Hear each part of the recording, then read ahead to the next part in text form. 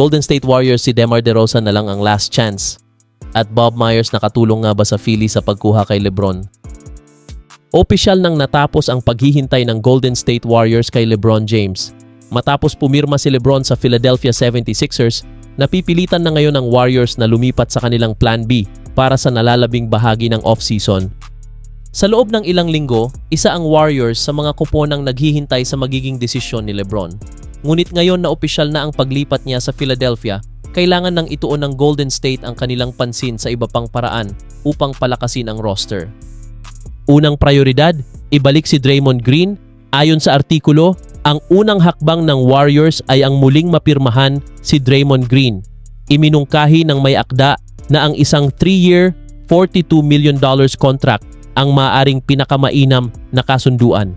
Sa pananaw ng artikulo, makakatulong ito upang manatiling mas flexible ang Warriors sa salary cap, maiwasang lumampas sa first apron, at mapanatiling buo ang core ng koponan.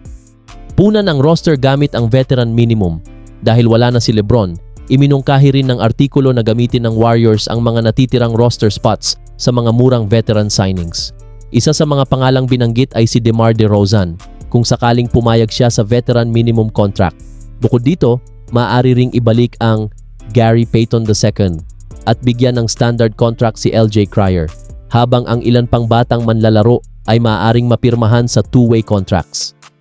Ayon pa sa may akda, kahit maibalik si Draymond Green at mapunan ang roster, hindi pa rin sapat ang kasalukuyang lineup para makipaglaban sa NBA Championship. Dahil dito, naniniwala siyang kailangan pa rin gumawa ng malaking trade sa kalagitnaan ng season. Kung mangangailangan ng blockbuster trade, maaaring gamitin ng Warriors ang mga kontrata nina Kristaps Porzingis, Moses Moody, Draymond Green kasama ang kanilang future first-round picks upang makakuha ng isa pang star player. Ang pinaka-importanting takeaway ay matapos mabigo sa pagkuha kay LeBron James, malinaw na kailangan ng mag-adjust ang Golden State Warriors. Gayunpaman, ang mga hakbang na binanggit sa artikulo tulad ng contract proposal kay Draymond Green, pag-target kay DeMar DeRozan at paggawa ng in-season blockbuster trade ay pawang opinyon at rekomendasyon lamang ng may akda, hindi opisyal na plano ng Warriors. Ang tunay na direksyon ng Golden State ay malalaman lamang sa mga susunod na linggo habang nagpapatuloy ang free agency at naghahanda ang koponan para sa bagong season. Mga ka-Dub Nation, kayo ang masusunod. Ano ang dapat maging plan B ng Warriors ngayong wala na si LeBron James? Dapat ba silang gumawa agad ng blockbuster trade o maghintay muna hanggang kalagitnaan ng season? I-comment ang inyong opinyon. At ngayon, matapos piliin ni LeBron James ang Philadelphia 76ers, isang dating Warriors executive ang muling naging sentro ng usapan, si Bob Myers. Ayon sa artikulo, maraming Warriors fans ang agad na naalala si Bob Myers matapos pumirma si LeBron sa Philadelphia. Bakit? Dahil si Myers ay kasalukuyang President of Sports ng Harris Blitzer Sports and Entertainment, ang grupong namamahala sa Philadelphia 76ers. Hindi man siya ang mismong general manager ng Sixers, bahagi siya ng mga malalaking desisyon ng organisasyon. Ipinahiwatig ng artikulo na maaaring nakatulong si Bob Myers sa pagbuo ng isang magandang sitwasyon para sa Philadelphia.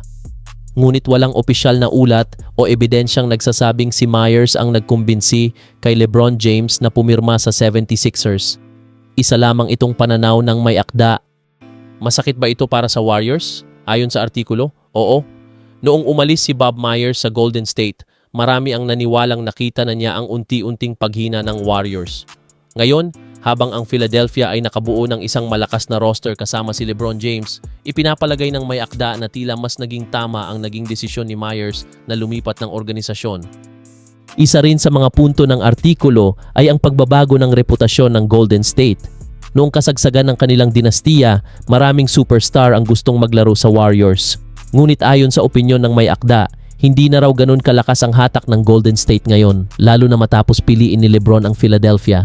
Gayunpaman, wala ring pahayag si LeBron na nagsasabing hindi niya pinili ang Warriors dahil hindi na sila championship contender. Hindi ito dapat ipalagay bilang katotohanan. Ano na ang susunod sa Warriors?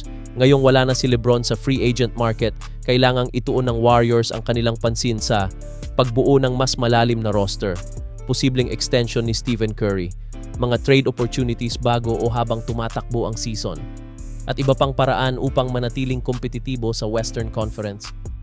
Ang pinakaimportanteng takeaway ay ang artikulo ay isang opinion piece na nagsasabing tila nakuha ni Bob Myers ang huling halakhak matapos piliin ni LeBron James ang Philadelphia kaysa Golden State. Ngunit sa ngayon, walang opisyal na ebidensyang nagpapatunay na si Bob Myers ang dahilan ng desisyon ni LeBron o na tinanggihan ni LeBron ang Warriors dahil hindi na sila contender. Ang malinaw lamang ay natapos na ang LeBron sweepstakes at kailangan ng maghanap ng bagong direksyon ang Golden State Warriors para sa kanilang susunod na hakbang. Mga Kadab Nation, ano ang masasabi ninyo? Sa tingin ba ninyo, tama ba ang naging desisyon ni Bob Myers na umalis sa Warriors? At ngayong wala na si LeBron, ano ang pinakamahalagang hakbang na dapat gawin ng Golden State para makabalik sa championship contention? At yan ang mahahalagang balita ngayong araw. At bago matapos ang lahat, kung bago ka pa lang sa channel na ito, huwag kalimutan mag-like, subscribe at click ang notification bell para updated ka pa sa mga susunod pang NBA at Warriors updates. Peace out!